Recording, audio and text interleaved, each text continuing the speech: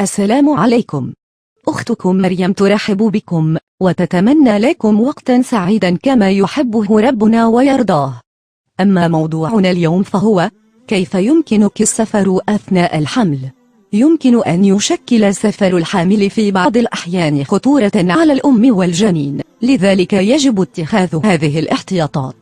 يجب التأكد من أن ضغط الدم والسكر سليم، وأنك لا تعانين من أي ألم أو تقلصات، ولا يوجد عندك تاريخ لولادة مبكرة في السابق، ولا تعانين من نزول دم أو ماء، ويفضل عمل كشف جديد على الحمل قبل السفر. يجب تفادي حمل أو رفع أي شيء ثقيل. يجب عدم القيام بأي رحلات سفر طويلة عبر البر لوحدك. لسفر آمن بالسيارة يجب الجلوس بطريقة مريحة مع تحريك الساقين باستمرار، وعند النوم يجب رفع الساقين إلى مستوى القلب.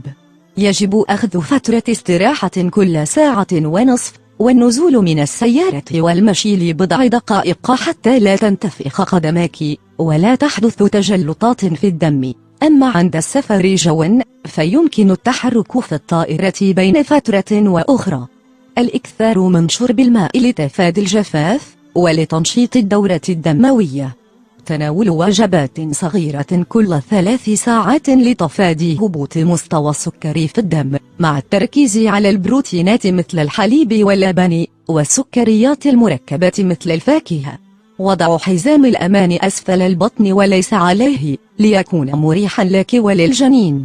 يجب أن تكون الملابس الداخلية مصنوعة من القطن الخالص لتفادي حدوث الرطوبة والالتهابات. يجب تغطية مقعد حمام الاستراحات بأوراق خاصة قبل الاستخدام، فهي تشكل مصدرا كبيرا لانتقال الكثير من الأمراض المعدية. أفضل الأوقات للسفر بالنسبة للحامل هي الفترة بين الأسبوع 18 و24 من الحمل. أما بعد الشهر 7 فيجب استشارة الطبيب لأخذ إذنه أولا بسلامة السفر. ورجاء، إذا أعجبتكم حلقة اليوم لا تبخل علينا بالضغط على زر الإعجاب وزر الاشتراك للانضمام إلى مجتمع مريم تيوب. إلى اللقاء.